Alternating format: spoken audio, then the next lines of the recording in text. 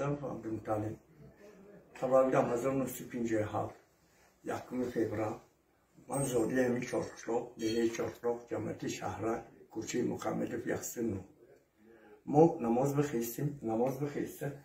چای کره آمده من اینجا چای خودش تیم دو چال کمتر ولی بچه ها خواب بود که تبوشی تیر برام بچه های خیزانه گریزاندم زنکای گریزاندم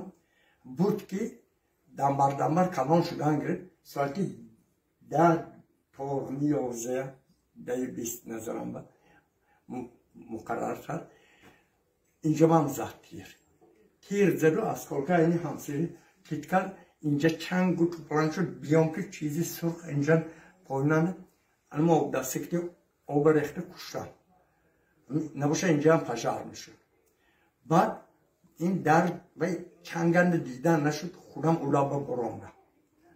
برامده بودم که گشته یک تیر آمد اینی همسایه روزی بای بزر بعدی 10 منتش اینجا در گرفت با یک دیگه تیر آمده اونجا در گرفت جیمی بچه اکوچه چرز آمده ما همده پجره کشته ایستیم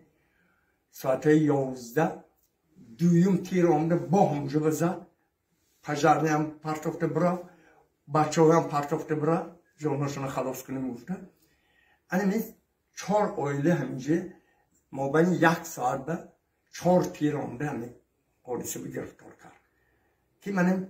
یعنی همسایه ها می نشنده 3 خانه تماما بیکار اینی باید 4 خانه بیکار جای زندگیش نیست این ما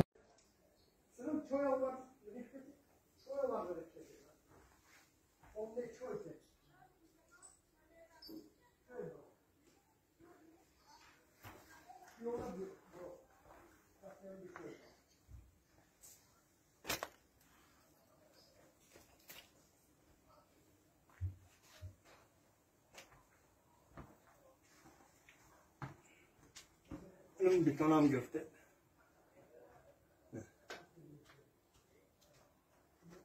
خونی استفاده که منه کرکو جوکا باید